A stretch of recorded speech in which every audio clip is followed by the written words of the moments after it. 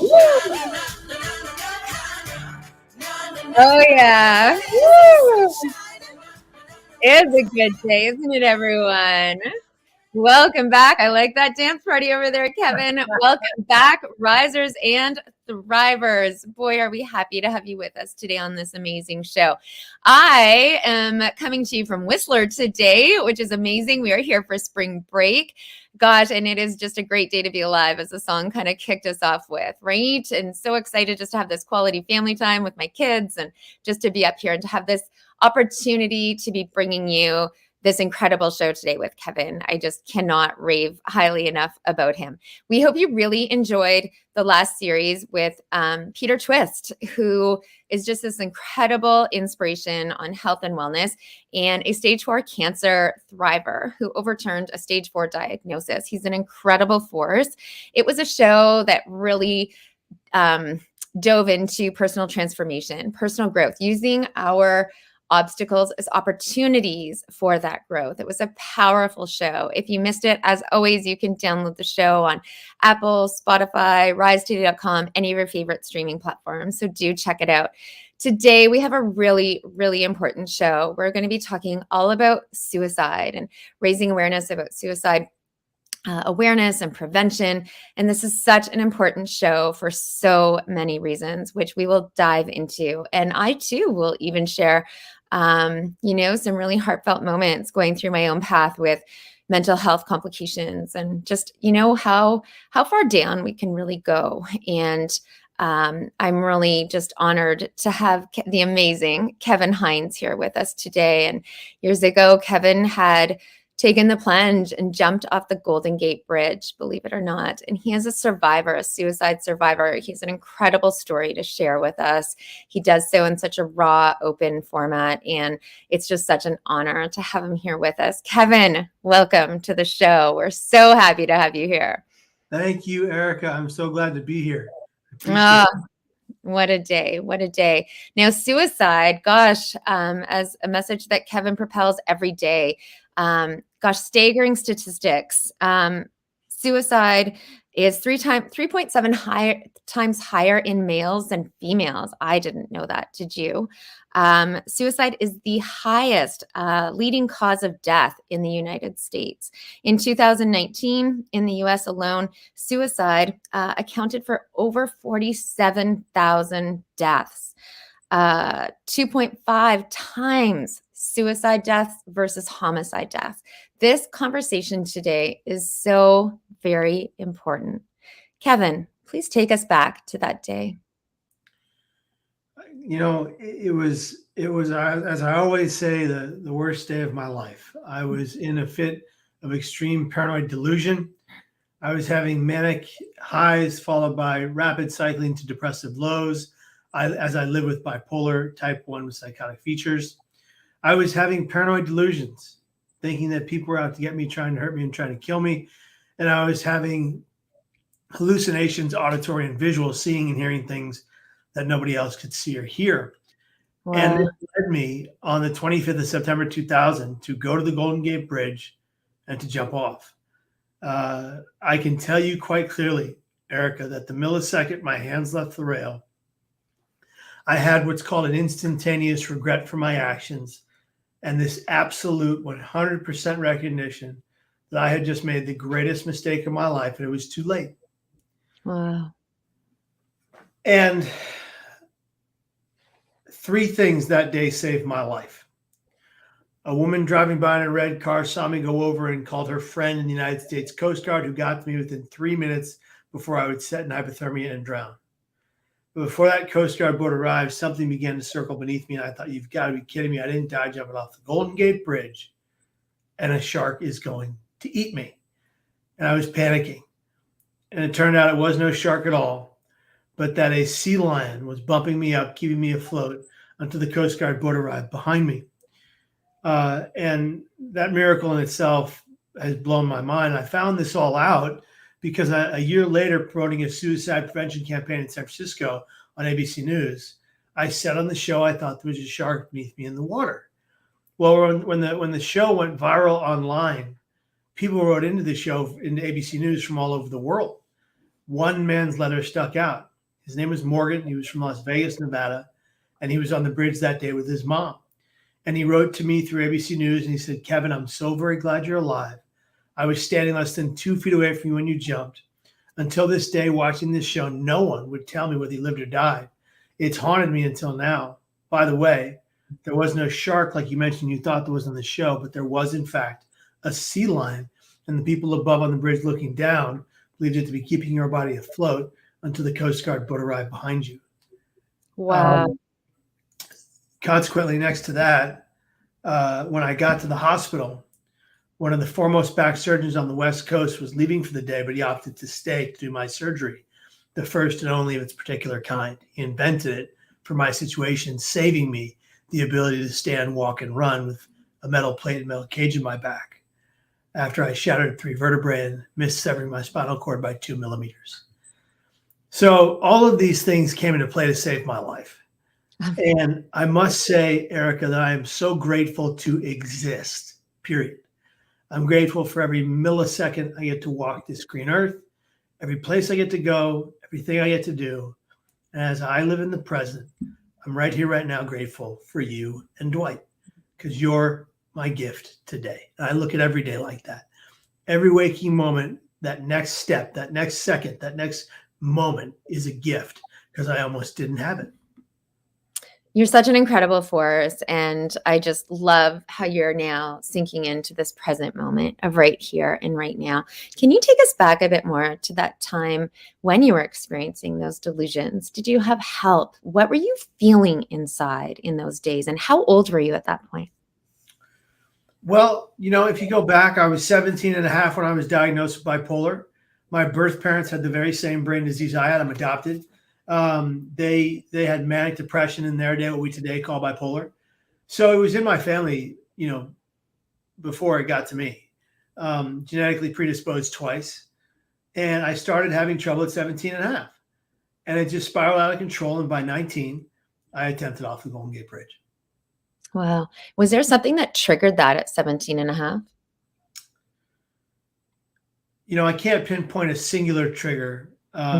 I would say that I very quickly began to unravel and fall apart. Yeah. So to my audience, risers and thrivers, gosh, if you haven't seen Kevin's work out there, and if you haven't seen the videos of how he shares this story, it's really impactful. Check out the Goldcast videos. There's so much online about him. I was really struck by one point in one of the videos when you're riding the bus that day, and you just wanted someone to reach out and say they cared. Tell us about that, please. On that bus ride to the Golden Gate Bridge, all I wanted was for one person to see me, say something kind, and I would have told them everything and begged them to save me. I just wanted one person to say something to the effect of, hey, kid, are you okay? Brother, is something wrong? Or pal, can I help you? I would have told them everything and begged them to save me. Instead, they just stared at me. And instead, one man turned to the left to the guy next to him and said, what the hell's wrong with that kid, with a smile on his face as he laughed at me. Apathy. And so my point in stating that, and I'm glad you asked me that question, because we as human beings who are doing well mentally need to look out for those that are not.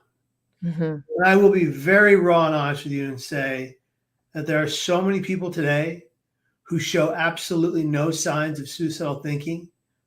They know the tricks of the trade to hide and silence their pain. And that's what I did before I jumped. I silenced my pain, and it led me to almost die. And there are people with such severe depressions that they are quieting the rage inside them and the struggle inside them to the point where the people around them don't know it's coming. And we have to respect that as well and say, okay, it's not as simple as going up to the person crying like I was. I was crying on the bus. I hid it from my family and friends, but on that bus, I was a mess. I was yelling aloud at the voices I was hearing in my head, screaming at them, and the guy just turned and laughed at me. So if we are the ones that are well, in my opinion, we need to actively search for people in pain and ask the direct 3 questions. Are you thinking of killing yourself? Have you made plans to take your life? And do you have the means? Those 3 questions do not put the thought in someone's mind. If they're not already thinking about it, that is a myth. What they do is give someone permission to speak on their pain, and a pain shared is a pain halved. And the crisis text line has determined through their algorithm, which is very state of the art, that by asking those 3 questions, you get a more truthful and honest answer more of the time, statistically speaking, than the question, are you thinking of suicide? Because of the taboo on the words of the word suicide. So are you thinking of killing yourself gets more honest answers than are you thinking of suicide? Language absolutely matters in this situation. And then continuing that with, have you made plans to take your life, and do you have the means? So you get down to the nitty gritty and you can get them the help they so deserve and so desire. That alone can be life-changing for so many people, right? Just those 3 questions, because it's not instilling a thought in someone's head, because there's a series of actions that takes place. And maybe you can tell us about this from your own path, but, from that progresses from those thoughts of suicide, right? From those questions that we ask ourselves, like feeling like a burden, those doubts that we all go through, or that we can go through in these hard moments, to those thoughts of suicide, to then the making a plan, right? And then actually physically carrying out that plan. Yeah. And so time in this phase, right? Where time matters because you yes. can, if you reach a suicidal person in their time of need and you address that need and you ask them to give you time, passing that time can determine whether they live or die. Yes. Now, how long do you think you had in those phases, let's just say, of the thoughts of suicide, to the suicide plan? I don't know if you actually physically made a plan. I'd like to hear about that. And to the actual day where you jumped off the bridge. What was that time span for you personally? Well, what I don't want to do is give anybody any ideas on how to plan it, but I'll say this. It was one 24-hour period before I attempted to take my life that I began to think about it. Wow. So that's it. I wasn't thinking about it before that 24-hour period. I was depressed. I was manic. I was hallucinatory. I was paranoid, but I wasn't suicidal. And in that 24-hour period, things changed and the pain became so great, I couldn't bear it. And I always liken it to, so Erica and your audience, if you find yourself in excruciating physical pain, what do you want that pain to do? Go away. Go away, stop, end, right? Yeah. That's what you want to happen. That's physical pain. Brain pain, what we call mental illness, brain pain is 300,000 times worse than any physical pain I've ever experienced in my life because of the enemy I battle within. And brain pain is what kills people. Mm-hmm. A devastating amount of lethal emotional brain pain. Mm-hmm. If we can get to a person when they're in the midst of that brain pain and give them other options, they can survive.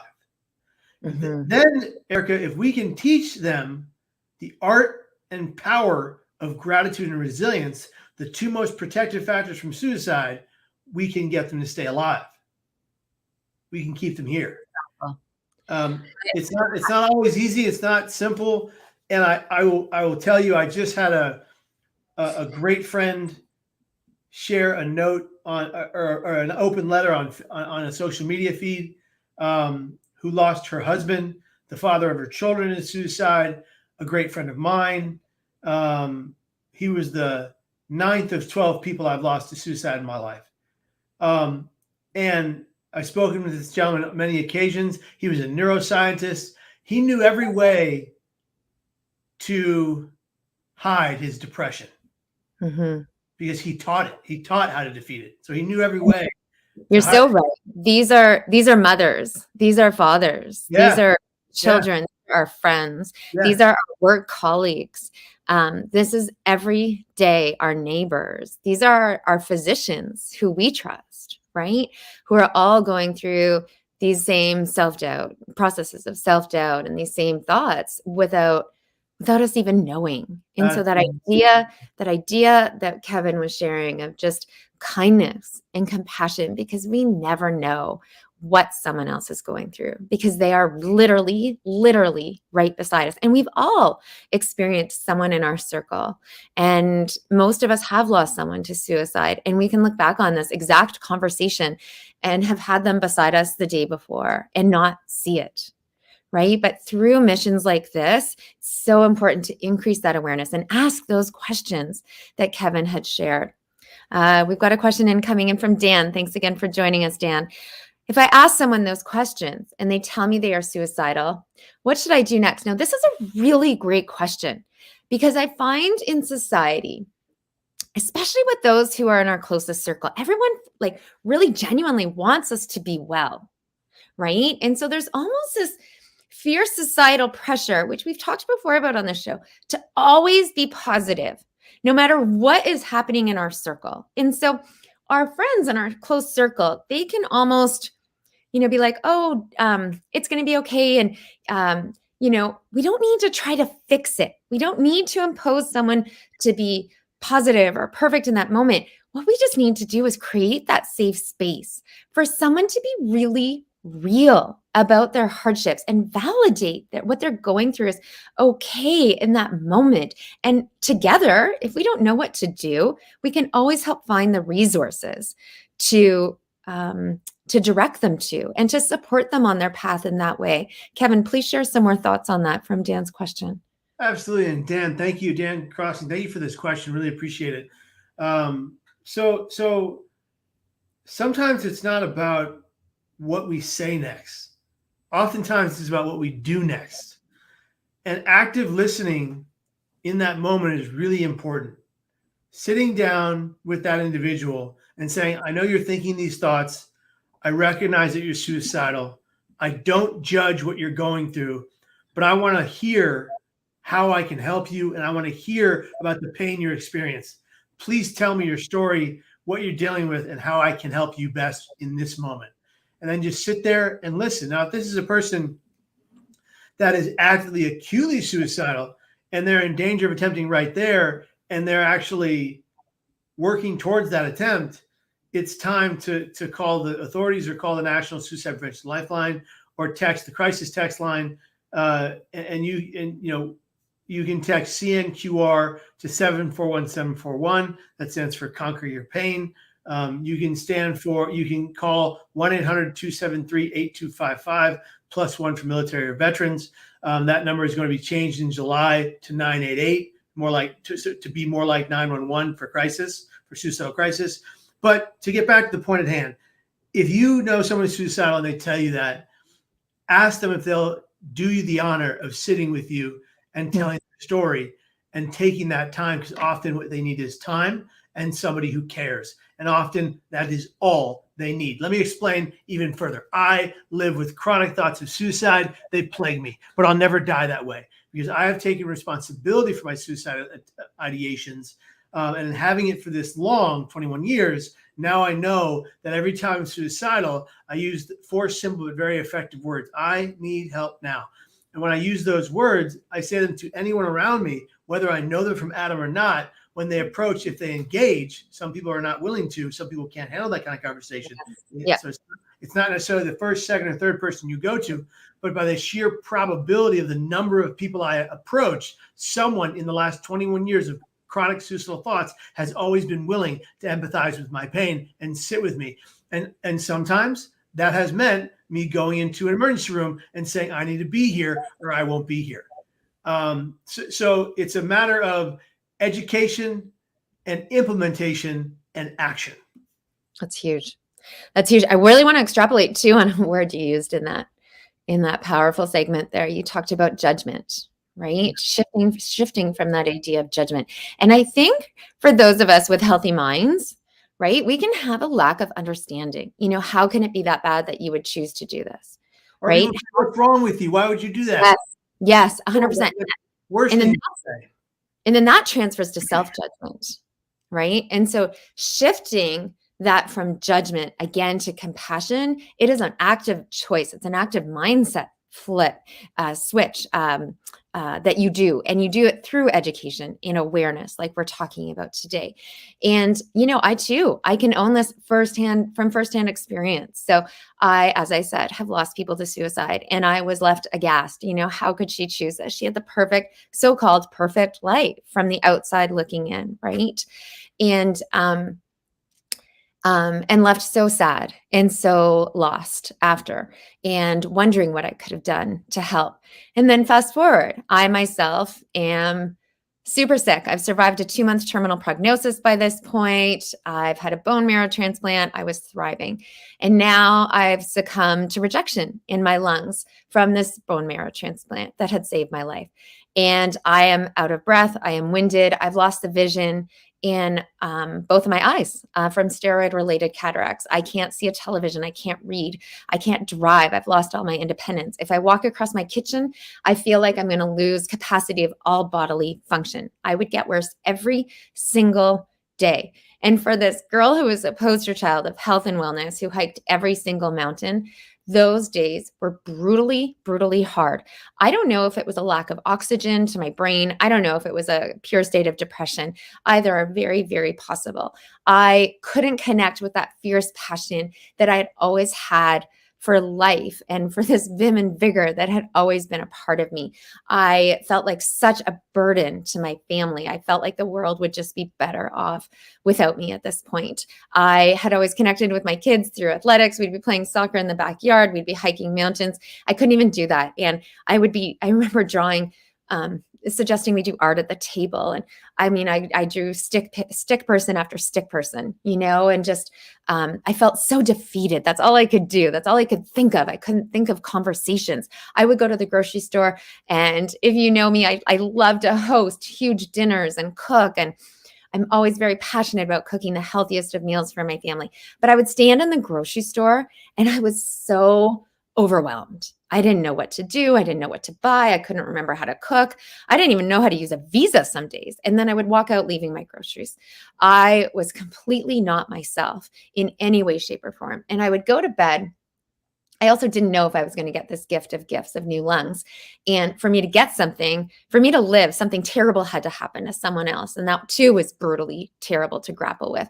I would go to bed every night, and the thud of my oxygen tank was rolling all night long. And gosh, those days were brutally hard. But I would, in my dream, every night, it was as though I was this bird flying off the side of the bridge in Vancouver, the Lionsgate Bridge. And gosh, I had the most beautiful view of all of Vancouver, the mountains and the ocean and the beautiful city line. And I just felt so free and so alive and so like myself before, and then I would wake up and I just felt so heavy all over again.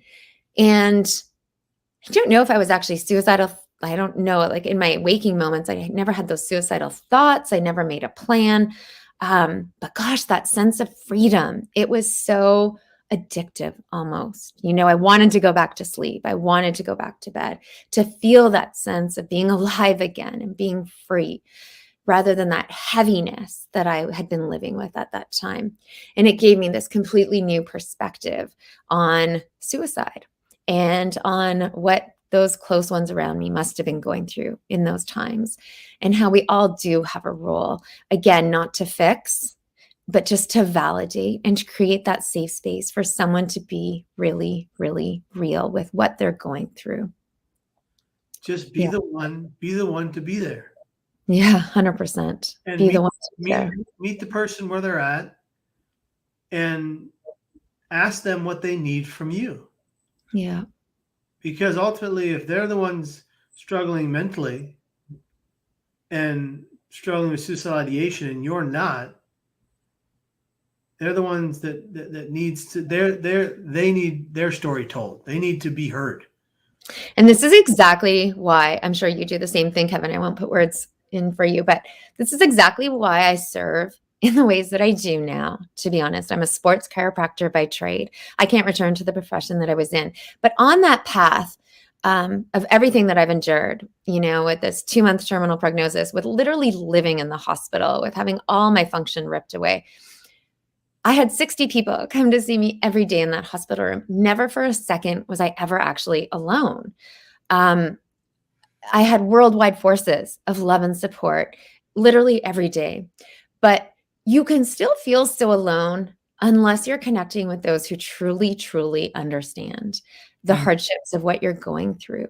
And so, this is why I'm so passionate about sharing stories like Kevin and providing this platform for people to be really open about this conversation of hardship and to share tools for others to stay the course and to rise in the face of adversity. Kevin exemplifies everything that we are here to do on this show and in this podcast. Kevin, you now are on this incredible mission. You speak all over the world. You are now a filmmaker. You're an incredible force. Tell us about your missions that you now do. Sure. Thank you for those kind words. First of all, I appreciate them. I don't often feel like an incredible force, but I'll take your kind words and I'll hold them dear. I appreciate that. Hands down, the world is a better place with you in it, my friend, and all of your efforts. Yes, please share all about what you're doing. You bet. So right now, I have my own podcast, the Hindsights Podcast, and that's HINES, Hindsights, found wherever podcasts are found. I have a YouTube channel, youtube.com/Kevin Hines, and that's got 545 videos, all designed to better someone's brain, mind, behavioral, mental, physical health, and well-being. And those videos, a lot of them are science-based, evidence-informed, proven ways to help someone get through mental pain and brain pain. One of the best videos on that platform, two of them actually. One is called "It Was an Instant Regret," which tells the story of my life in about 7 minutes. And then one is called "The Art of Wellness 2.0," which is really important because I don't want to just come on this show and give you nothing but a bunch of rhetoric. I want to give you something so you can take home and hold on to it and utilize it to get better. One of them is called "The Art of Wellness 2.0." If you search that in YouTube with me, my name next to it, it is a video that has 10 steps that are evidence-based, science-informed, proven to benefit brain health, and proven to change your brain and your mind when you're struggling mentally. And people from around the world, as far as Peru, Africa, China, Japan, all across Europe, Canada, and Ireland, have said that by following those 10 steps in 6 to 9 months, they see a dramatic improvement in their mental health. So we want that to be given to everybody who needs it. That YouTube channel means a lot to me because I put up a new video every Friday. And then making a new film. We made a film. I directed and produced a film called "Suicide: The Ripple Effect," along with a partner of mine and a fellow person with bipolar disorder, as a matter of fact. And we made this film, "Suicide: The Ripple Effect," chronicling my life's journey. And we took that film to 6 countries around the world and met other advocates from around the world who are doing similar work, lived experience work. And that film is on Vimeo on demand right now, and it's "Suicide: The Ripple Effect." And we're making a new film called "The Net," which I'm glad to announce. We don't know the release date yet, but we are working tirelessly on this new documentary chronicling the 85-year battle to raise a net or rail at the Golden Gate Bridge, the 8 fights that failed, the current fight that is winning, and the fact that the net will be in place as it is being constructed right now, all across the Golden Gate Bridge. The 360,000 square feet bridge that it is going to have this net 20 feet below and 20 feet out that it will be impossible to die by suicide from. And as of 2023, when it is in place, and a lot of people have worked very hard to make this happen, including my father and I, when it is in place, the Golden Gate Bridge, the most recognizable bridge in the world, will become the largest, brightest, and most powerful beacon for suicide prevention around the globe. Incredible. Incredible. Kevin, what was it? What do you think, looking back on that day? What was it that kept you here? Why was that seal there? Why was that woman in the red car? Why did she see you at that perfect time? Why was the Coast Guard there in only 3 minutes? How did all of this play out to have you here today with us to share this incredible story, to be this powerful force of inspiration for so many people as you are? What was it that day? I'm a man of faith. I give it up to God. That's my prerogative. That's my belief. I'll always believe that. Other people have other beliefs, and that's fine. That's their prerogative. That's their ability. That's up to them. I do have a friend. I have a friend in tech who's very binary about his thinking, and he says, Kevin, what happened to you is a statistical anomaly. It had to happen to someone the way it happened to you. So whatever you believe, you take away from that what you will. For me, it's a miracle. For me, God saved my life with that sea lion. And I'm so grateful once again for every waking moment, because I almost didn't get to have this moment here with you, Erica. But here we are. What a gift it is. And I'm so grateful. Beautiful. Kevin, thank you for being here with us today. Thank you for having me. Thank you. All the best, risers and thrivers. We hope you've loved this segment. And I'm truly honored to have had Kevin with us here today. All the best. Make it a great day. We are here today. Own it. Make it count, and own every second. All the best. Be here tomorrow. Be here tomorrow. That's right.